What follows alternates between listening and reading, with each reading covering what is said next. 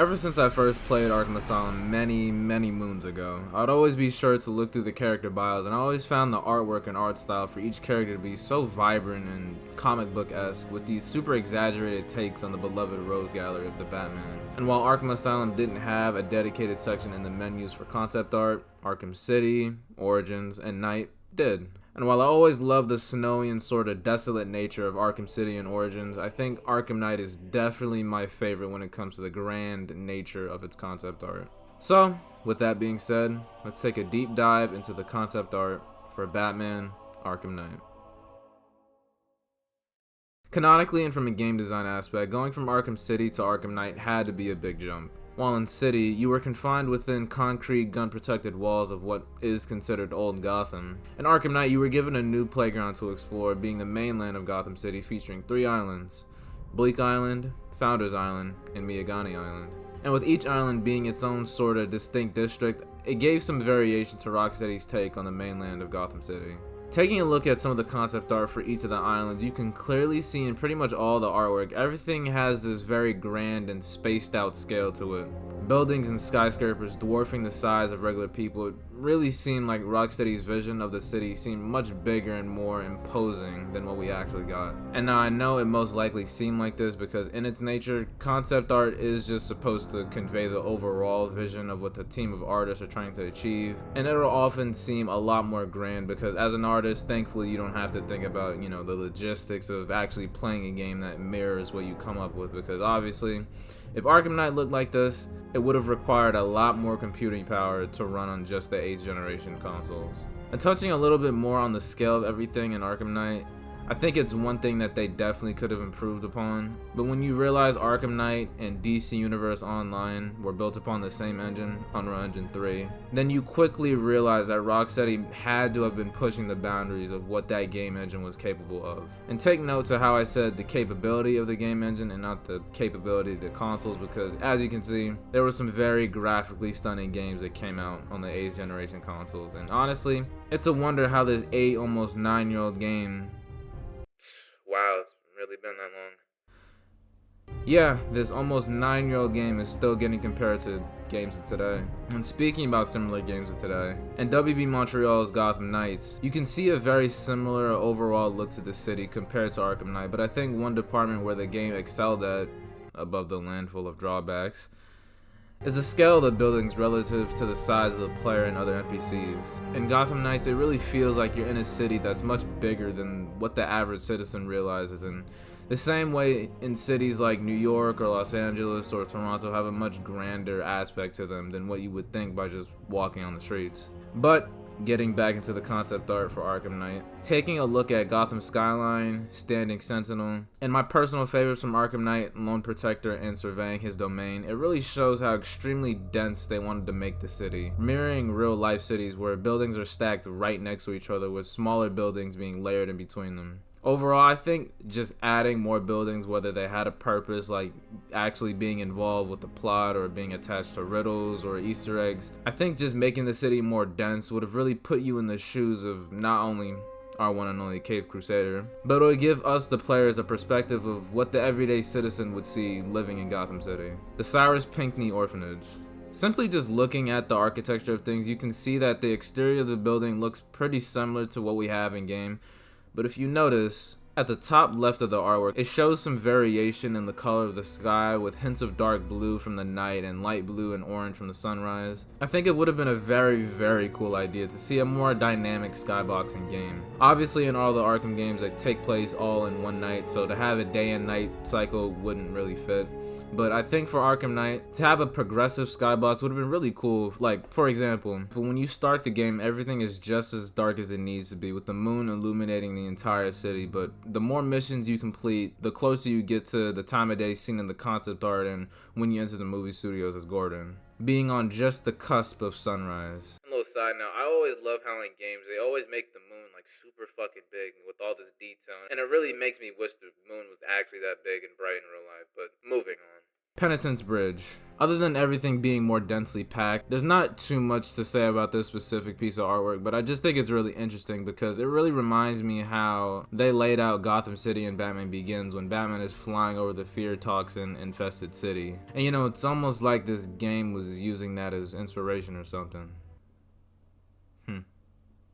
Anyway, Founders Island from the view of Miyagani. I think it's interesting how they have what seems to be an advertisement for the movie poster The Terror, a movie poster that's been featured in I believe every single Arkham game, being an Easter egg to the character Clayface. I also think having the blimps in the game would have been a cool visual addition and almost a nod to the opening intro for Batman the Animated Series. And it would have been really cool if they could have implemented a more complex highway system for the Batmobile to drive through, but with Rocksteady making the decision to have the entire city evacuated, I'm sure, while making the city look great and feel more realistic, it would have probably provided some unneeded clutter to the roads the Batmobile would travel on.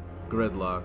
While it would have been really cool to have a section like this on the map, logistically, I'm sure it wouldn't have made complete sense to have all these cars just in the middle of the street when the player wants to just drive the Batmobiles through those same streets. But moving aside from comparing concept art from the city to the real game, here's a look at concept art from one of the main moments in the beginning of the game at Ace Chemicals. Confrontation. I think it's interesting how they implemented elements from the room featured in the combat map Feline Frenzy, with the grate over whatever glowing element is underneath it. And I'm not sure if this is supposed to be a different take on the first confrontation with the Arkham Knight, or something along the lines of the scene where Batman first encounters Poison Ivy. I'm not really sure, but if you have any ideas on what part in the game is specifically depicting, just leave that in the comments down below because I'm probably just as curious as you all. Bank heist at the Bank of Gotham. What it seems like to me is possibly a different take on the two-faced bandit side missions, where instead of Batman having to silently take out all the armed guards, in this he almost has to make a full-on assault on Two-Face and his men in what seems to be more of a typical bank heist.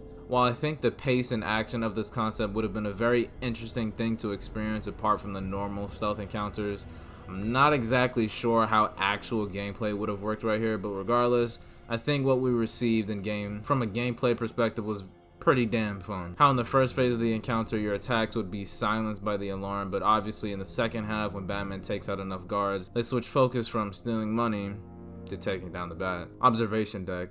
Not too much to say here, but I think it's just interesting how it shows a dedicated platform and walkway to the front of the airship, providing a look at the Gotham City skyline for whoever was in the ship. But obviously, playing as Batman, me and you are far too familiar with soaring through that same skyline the people of Gotham would be looking at right here. And because of that, I can see why they chose to not model it like that. But it still would have been cool to see visualized. And speaking about having a view of the Gotham City skyline, in the concept art Rooftop Confrontation, where in game it takes place right after the excavator battle in Arkham Knight Predator section, where you rescue Gordon and confront Scarecrow while trying to save Oracle. As you can see in the concept art, the entire confrontation takes place on top of the City Visions building, but where it differs from the actual gameplay is by way of the glass interior. See, in game, it seems like this specific platform in the building is less developed than it is in the concept art, hence why there's none of these glass walls. And later on in the cutscene where Oracle is pushed off the edge by Scarecrow, I think it would have just been really interesting to witness Scarecrow actually pushing Oracle all the way through the glass, just to add to that bit of the spectacle. But overall, I think it was a good idea to leave this environment the way it is, because you have a pretty unobstructed view of the city from this point. And depending on what side missions you've completed, you can actually see some of the Arkham Knight's watchtowers still being active and the Serpent drones flying around. And I believe you can actually see the iceberg Mr. Freeze's ship crashes into further in the background, just furthering why I think this scene looks pretty good exactly the way it is. As far as the rest of the concept art in the game, a lot of it resembles pretty closely to what we actually received, but I did recently just find out that there's more concept art in the game that isn't in the game, and it can't really be found on the internet, but it can be found in the book The Art of Rocksteady's Batman, and I would love to buy it, but with a lot more obscure physical media, this shit ain't cheap, but I'm sure I'll get it one day. And well, with that being said, this has been a deep dive into the concept art for Batman Arkham Knight. So, you made it to the end of the video. I gotta thank all of you wonderful people for, tuning into the last video, and, it definitely meant a lot to me. I think I'm at the point now where I'm really finding a good groove when it comes to, how I edit a video, and I think you can see that same sort of mindset in this video. But yeah, man, like I really appreciate all of you for watching my videos, subscribing, liking, sharing. You share these videos? If you do, that's pretty cool. But yeah, man, like thank you for real. And you know, when it comes to me and this YouTube channel, it's obvious that the frequency at which videos are put out isn't the highest, but I'm trying to fix that. And seriously too, like I'm seriously trying to fix it, because you know, it's really all or nothing with taking YouTube seriously. And as I've gone on about in my other videos, like, you know, making what I'm doing now sustainable, it's really been a dream of mine ever since I was a kid. And ever since I found out you could gather, you know, these mass groups of people together off of just doing cool things and providing, you know, you, the viewer, with either entertainment, you know, laughter, information, advice, everything in between. Ever since I found out, you know, doing that was even possible, I always wanted to do that. And you know, it's funny, the first thing I ever remember wanting to be was a NASCAR driver. And it definitely stemmed from my love of the movie Cars and my love for cars in general. And obviously that transitioned to wanting to be a YouTuber. So if this is what I want to do, then I gotta take it seriously, just as seriously as, you know, you take any other profession, right? And speaking about how I wanted to be a race car driver, for the people that are subscribed to the channel, how would you feel if I uploaded a car video? Well, honestly, your answer is kind of inconsequential, because I already made the video and I just haven't posted it yet. It'll be posted eventually. I'd say before the end of the year. And it's really just up to you if you want to watch it.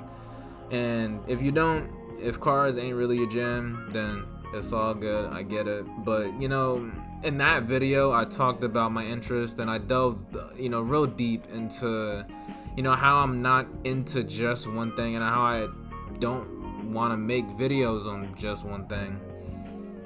So, you know, if I can help it, I'll try and just make videos on whatever I find interesting, but, you know, also whatever you find interesting, because, you know, when you think about it, like, you contribute to the success of this YouTube channel just as much as I do. And without you making the physical effort to click on each one of these videos and take away whatever you take away from them, I'm really just a dude on the internet talking into a microphone about shit he likes, you know?